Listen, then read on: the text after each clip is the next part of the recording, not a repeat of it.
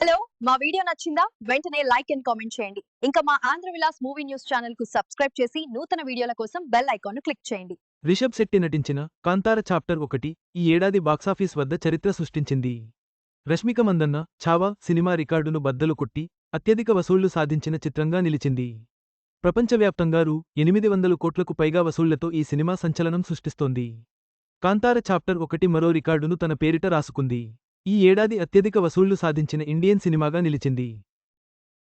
ఈ క్రమంలో రష్మిక మందన్న నటించిన ఛావా మూవీ రికార్డును బ్రేక్ చేయడం విశేషం. ఈ ఏడాది అంటే 2025లో అత్యధిక వసూళ్లు సాధించిన ఇండియన్ సినిమాగా ఛావా పేరిట ఉన్న రికార్డును కాంతార చాప్టర్ 1 బద్దలు కొట్టింది. రిషబ్ శెట్టి నటించిన ఈ సినిమా బుధవారం నాటికి ప్రపంచవ్యాప్తంగా రూ. 800 కోట్లకు పైగా వసూలు చేసింది. ఈ క్రమంలో ఛావా మొత్తం లైఫ్ టైం కలెక్షన్లు రూ. 807 కోట్లను కూడా దాటేసింది. కాంతార చాప్టర్ 1 బాక్సాఫీస్ అప్డేట్ అయితే ఇతర వర్గాలు మాత్రం కాంతార చాప్టర్ 1 ఇప్పటికీ ఛావా రికార్డుకు కొంత దూరంలో ఉందని పేర్కొంటున్నాయి. ప్రకారం 21 రోజుల తర్వాత ఈ సినిమా ప్రపంచవ్యాప్తంగా 775 కోట్ల రూపాయలు వసూలు చేసింది. కాంతారా చాప్టర్ 1 ఇండియాలో రూ. 556 75 కోట్ల నెట్, విదేశాలలో సుమారు $13 మిలియన్ వసూలు చేసింది. ఈ నెలాఖరులో ఈ సినిమా ఇంగ్లీష్ వెర్షన్ విడుదల కానుంది.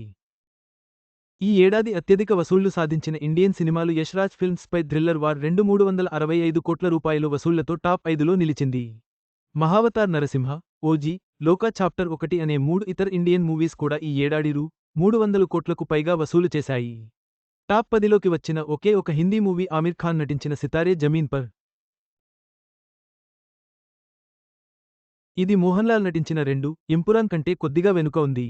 మొత్తం మీద కాంతార చాప్టర్ 1 బాక్సాఫీస్ వద్ద తన ఆధిపత్యాన్ని నిరూపించుకుంది. రికార్డు స్థాయి వసూళ్లతో ఈ ఏడాది అత్యంత విజయవంతమైన ఇండియన్ సినిమాగా నిలిచి సినీ ప్రపంచంలో తన స్థానాన్ని సుస్థిరం చేసుకుంది.